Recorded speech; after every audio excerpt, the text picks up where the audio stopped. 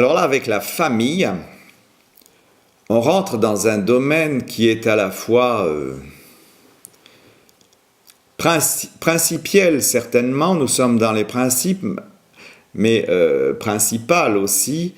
Il s'agit de dire ce qu'il en est de la tête, de dire où ça commence, et aussi bien souvent où ça s'arrête, hein, où s'arrête une famille, où s'arrêtent les frontières d'une famille. Il n'est que de voir l'histoire des conflits familiaux dans une expérience, par exemple, de la psychiatrie. C'est pas rien de le dire, ou c'est rien de le dire. Qu'en est-il donc de la famille? Alors c'est en plus un concept à fort tropisme anthropologique. Une famille, c'est quelque chose qui définit le système humain, mais de la même façon, ça va pouvoir être aussi des objets de la biologie, ou des objets de la nature, ou des objets du monde. Il y a des familles d'objets, il y a des classes. C'est dire si ce terme nous entraîne dans un champ à la fois logique et anthropologique, et si cet entraînement réalise véritablement tout le paradoxe qu'il est important que nous mettions ici en évidence.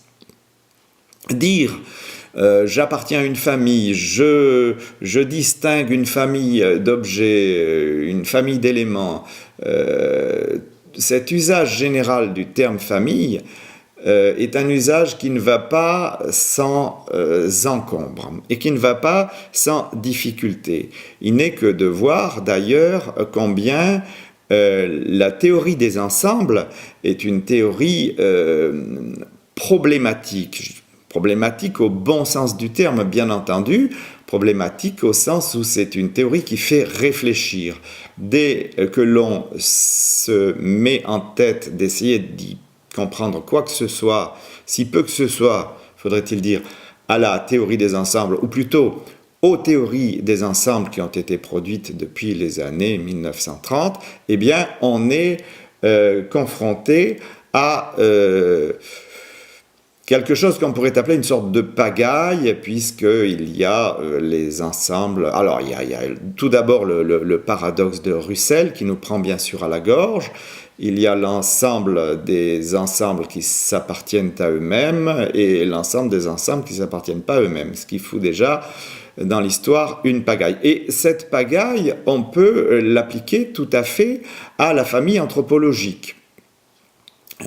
Quelles sont les parties de ma famille qui appartiennent à ma famille? Quelles sont les parties de ma famille auxquelles j'appartiens? Y aurait-il quelques parties de ma famille auxquelles je n'appartienne pas?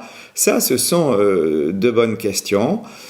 J'ai mis une fois de plus en question ici, bien entendu, l'inceste, puisque pour répondre à ces questions, on va être obligé d'en passer par une pensée, une conception, une idéalisation peut-être de l'inceste, l'inceste symbolique, l'inceste réel, la relation incestueuse, le rapport incestueux des personnes, des phénomènes même.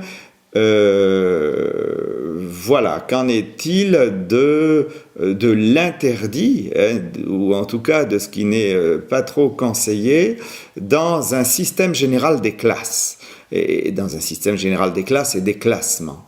À ce titre, on pourrait bien entendu, et je le fais dans d'autres parties de cet ouvrage, renvoyer on pourrait dire au grand maître du système général des classements qui a été Piaget. Voilà, je fais court là aussi, on y reviendra éventuellement. Merci de votre attention.